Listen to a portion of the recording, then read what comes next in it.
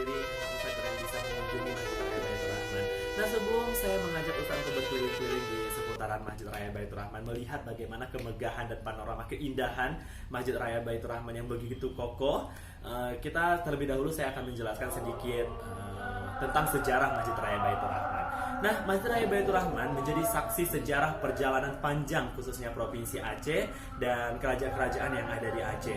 Masjid Raya Baitur Rahman merupakan masjid kebanggaan masyarakat Aceh yang letaknya tepat di pusat kota Banda Aceh. Nah, kalau kita lihat dari sejarah Masjid Raya Baitur Rahman, ini Masjid Raya Baitur Rahman ini didirikan oleh Sultan Alauddin Mahmud Syah pada tahun 1292 Masehi. Jika sekarang ini sudah 2019, maka Masjid Raya Baitur Rahman sudah berdiri selama 727 tahun lamanya dan mengalami beberapa renovasi. Salah satunya renovasi terbesarnya itu adalah renovasi pada masa Sultan Iskandar Muda.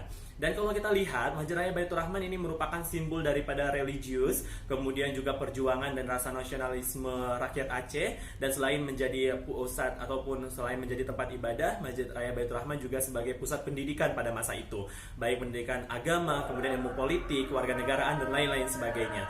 Dan banyak orang-orang yang dari Nusantara, bahkan dari luar negara, baik itu Arab, Italia, Persia, Turki, datang ke Masjid Raya Baitur Rahman untuk mendalami ilmu agama.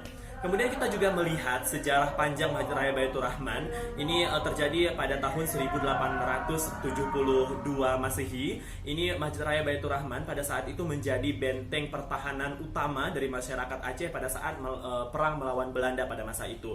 Dan Masjid Raya Baitur Rahman ini berhasil dikuasai dan karena berhasil dikuasainya tepat pada tanggal 10 April 13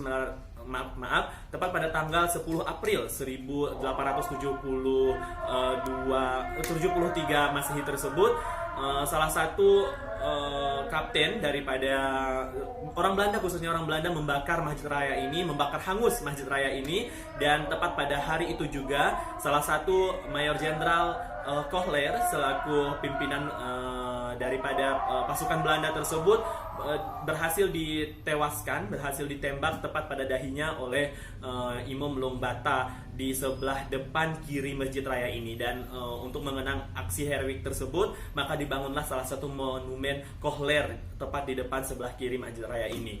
Kemudian juga karena dibakarnya Masjid Raya ini sebagai suatu simbol masyarakat Aceh, maka bergejolaklah dendam dan rasa amarah yang sangat luar biasa masyarakat Aceh, sehingga pada masa Gubernur Van der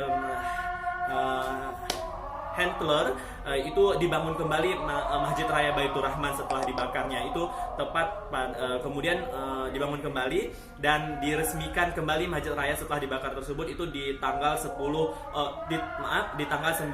Oktober 1879 Masehi, dan diresmikan serta ditandatangani oleh Tengku Adlil pada masa itu. Dan kalau kita lihat renovasi-renovasi yang sudah berjalan di Masjid Raya Baitur Rahman,